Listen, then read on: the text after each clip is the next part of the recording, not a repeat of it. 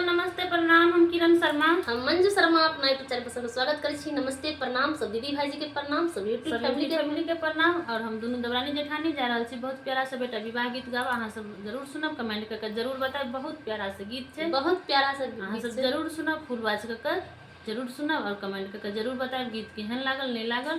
अहाँ सब प्यारा आशीर्वाद अपना दैत रहबै, हमरा सबके आगा बढ़ाबैत रहबै और ज्यादा से ज्यादा शेयर करके अहाँ सब नहीं भूलब।